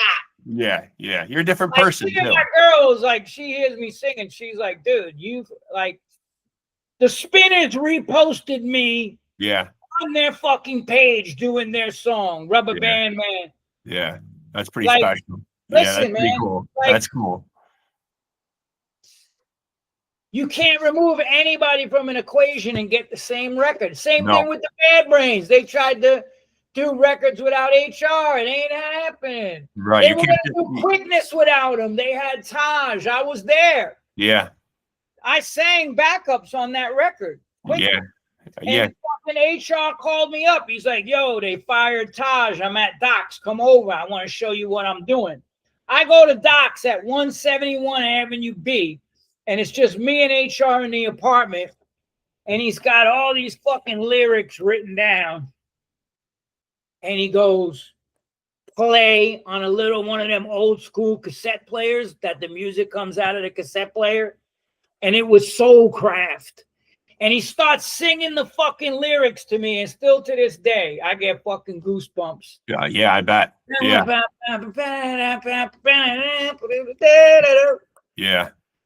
Yeah. The GOAT. No drugs inside of you. And I was like, this is the dude. Nobody will ever be able to replace him. You're right. He is that. Yeah, he is. You can't replace the singer of a fucking band. No, you really can't. Bless homeboys out there trying to play bass and do whatever. My friend was just there. He's like, I didn't even know it was Malfunction until somebody told me what the fucking song was. Yeah. You can't replace the singer of a fucking band. No, it doesn't usually end well, because I think people really resonate the most with the voice. Whoever the voice is of a band is. And I just heard a podcast where the dude was praising. It was a metal podcast praising Alpha Omega. He's like, yeah, that's definitely not John Joseph singing on that. Yeah, but it was. Yeah. I was running 8 miles every morning doing vocal warm-ups. That dude had me do the vocals and then matched his vocals because there was a reason he did that, and that's because like a lot of money disappeared out of the bank account, and he knew I was going to quit when I found out. Right. So he matched the vocals, so when the record came out, nobody would miss whatever. So he mixed the vocals together to sound like it was, and he put me under him on certain parts. Right. Whatever, dude. Listen, I don't even give a fuck about it. The truth is the truth. He wanted me, he fucking served me papers. Oh, yeah, he can't say that he wrote any lyrics for the CRO-MAGS. I'm like, I'm not signing that. Right. Why are you so bent on fucking taking credit from something that I did? Right. And taking credit for yourself. Yeah. So, you gotta wonder. Yeah, you gotta wonder. Like, you ain't never replacing anybody. That record is the best CRO-MAG record that the band ever did. No doubt about it. No doubt about it. Yeah. I mean, there's tapes around of me singing the stuff from Best Wishes. I quit. We toured that material for like well over a year. And then I quit the band because, somebody robbed money. Right. And I got begged to do it. And I go, nope, don't want nothing to do with it. Go ahead. I respect you standing by your convictions like that, though, because that's not an easy thing to do, especially when they are dangling the money, man. But I mean, I'm like, fuck that money, dude. That's blood money. That's you're right. Sell out fucking. That's sell your soul money. Yeah, it's putting a price on your integrity. I fucking, I make a living, dude. I'm doing well, and like, I don't need to like. It's like throwing up and then going and eating your puke off the floor. Yeah. I'm done with that. Yeah. I'm done with that. I don't need to be tied in with the energy, nothing, man. You're better off letting them keep their money and you keep your integrity. Yeah, keep the integrity. Go ahead. You know, you tell everybody Eric Casanova was the original singer. Go get him. Yeah. Go ahead. You know, support the lie that you tell everybody. You know, Paris too. Paris is another one. You know, he fucking ratted me out, got orders of protection against me and shit. Fucking, and then he's all acting like a fucking tough guy. I'm like, yo, don't forget, dude. Yeah. Don't forget. I let you slide. Yeah. All right. I'm not, you know, I'm just saying it's like, it's an energy that I wake up, I have a beautiful life here. You don't need it. You don't need it. Yeah. I don't need it. For what? Yeah. Bring fucking bullshit back into your life again. Yeah. Like, it's good. That was a period of time. We made a great record, and God bless everybody else. Go do your other bands. You will still want to do that band, fine. I wish you all the good luck in the world, but that's a past chapter of my fucking life, and nobody could take it away. And it's been just nonstop motherfuckers trying to say shit.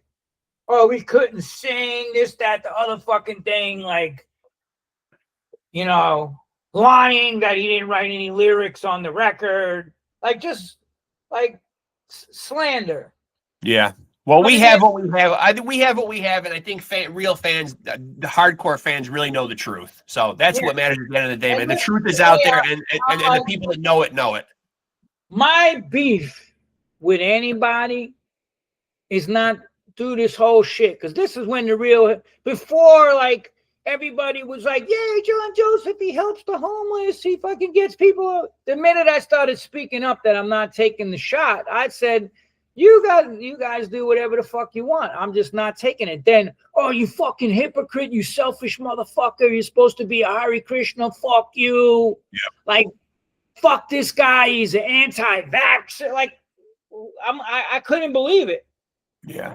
And like I said, when that shit first happened, I talked to Darren he told me the other day, he goes, I'll never forget what you fucking said when all that shit first started. And you said, there's going to be some amazing fucking songs coming out of this shit. Yeah. And it never happened. Right. Yeah. I'm still waiting. Yeah. Bands are putting out records now. The System and, you know. Yep. Not mentioning anything they just did. Yep. Because too many of their fans were the rabid dogs that were fucking telling everybody what to do. I don't give a fuck what you do. Don't tell me what I got to do to protect you. Yep. That makes no sense. And you know what? Like I said, if I had to do it all over again, I would, because I don't give a fuck. I never got into hardcore for money. I ain't keeping my mouth shut. Like, you know, somebody was like, oh, man, you really fucked up your brand. I'm like, what's my brand is the truth. I started writing these types of lyrics in 81. Yeah. My brand is speaking the truth. I'm not following the fucking herd that's running off the cliff. Right. I stand on my own. You know, minor threat, out of step with the world. Yeah. And at the end of the day, I think that's what hardcore was built upon, you know. That mentality. Freedom to choose, individuality. We don't all have to conform. I don't have to believe what you believe or think how you think or do what you do. That's how it was back in the day. Yeah, assimilate. And Danzig just said something great too during the whole shit. He was like, dude, if punk rock came around now, these people would cancel it. None of these fucking great bands would fucking ever see the light of day. That's what we're dealing with now. A bunch of fucking Muppet Mamalukes online just trying to destroy people. Yep. And making up stories and fucking bullshit about people. It's just, that's not nothing I want to be involved with. And I'm going to do shows. Whoever wants to come, come. That's it. But if you come trying to start shit, then you're going to see the flip side. Yeah. You know, then you'll meet the other guy. Yeah. Yeah. You know, I don't fuck with nobody, but, you know, it comes to a certain point where you're going to cross a line and then there's no turning back. fuck around and find out. Yeah. Now, before I let you out of here, and you've been so generous with your time, man. We've chopped it up for almost 2 hours, man. It's been absolutely amazing. Well, I felt bad that, like, you know, I want people to know. I felt bad that, like, you know, we didn't get it done yesterday. So. No, that's okay. That's okay. That's okay. I appreciate it, man. So I don't know how big you are on social media, but if people want to find out what you're doing, how to get your books, tap into what's going on, where's the best place?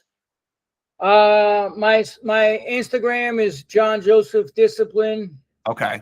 Twitter, JJ CRO-MAGS. I just started a Substack. So I'll be doing articles every couple of days. Okay. And on music and culture in New York and writing. Okay. And stuff like that. So it's I don't even know what the fuck it is right now. But you are out there. People can find you. People can tap in and find out what's going on, get updates on when your stuff is coming out, keep track of what's going on. Yeah, it's johnjosephnyc.substack.com. Yeah, and then I'm on John Joseph on Facebook, you know, whatever. Like, I'm all about, you know, meeting people and doing whatever. Like this whole shit, these fucking profiles and all this shit. Everybody acts like they got the best life in the fucking world, and like, you know, I'm all about getting out and meeting people and doing that type of stuff. But yeah, you know, if you want to hit me up, like, you know, my website is johnjosephdiscipline.com. I got coaching stuff on there, books, whatever the fuck. Okay. You know, I got a YouTube channel, The Hard Truth with John Joseph. It's got like 47,000 subscribers. I do cooking, breakdown, you know, training and health tips and all that kind of stuff. So, you know, so you are out there, I'm out there, man. You know, and I'm up in New York a lot too, and you know, just fucking. This is like my oasis, man. I come down here. I'm out in the country in Central Florida, and I just fucking. I go ride down these roads. I won't see a fucking car for fucking 10 miles, dude. I'm just like, whoop. Goodbye. That's nice. I'm in upstate New York, so obviously, like, you know what I mean. I'm close to Syracuse. Oh yeah, okay. By the way, so I'm kind of smack dab right in the center of the state. That first fight, Gotti Ward won, man. That was fucking an epic battle. Unbelievable round 9. I mean, just round 9 alone was absolutely incredible. Because I on my YouTube channel, I do 2 separate podcasts. I do the music one and then I do a boxing one. So I've had, you know, I've done like 300 episodes. You gotten to talk to some amazing fighters, some amazing warriors, man. You know what I mean? So boxing's. Well, listen, I got to split, man, because it's my girl's day off. But I get it, brother. I get it. I appreciate you being so generous, though. This has really been an honor for me, man. Yeah, thank you. Honor for me too. And sorry, you know, yesterday I had to cancel the last. No worries, man. I know shit comes up, man. Real life enters the equation sometimes. It does. All right, brother. Yeah. Peace. Stay in touch. We'll do this again, man. Appreciate you. Later, thank you, brother. All right, Peace. Later. And there he goes, folks. Truly a living legend, the great John Joseph. What else can I say? Can I just drop a word on you? CRO-MAGS. A guy responsible for writing one of the greatest, if not the greatest, hardcore album of all time. He says it's the Bad Brains. There is a big demographic of people out there that would argue Age of Quarrel. I'm not going to argue with John Joseph because that Bad Brains have created some of the greatest hardcore of all time. But listen, Age of Quarrel is in the conversation for sure. And of course, he also fronts the great BLOODCLOT, not to mention the amazing books that he's written. I urge people to go out and read Evolution of a CRO-MAGS. That's his memoir. I have also read The PMA Effect, Positive Mental Attitude, which we heard him talk about. He just held up a few of his books in the episode, Destroying Monsters, on fighting and beating addiction.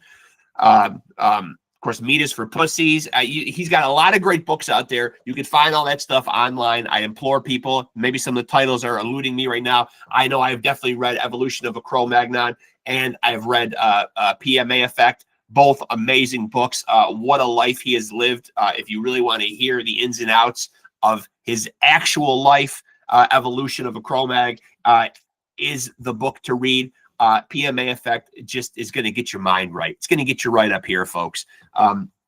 Lots of great teachings, lots of great lessons to ascribe to. And obviously he's always working on stuff.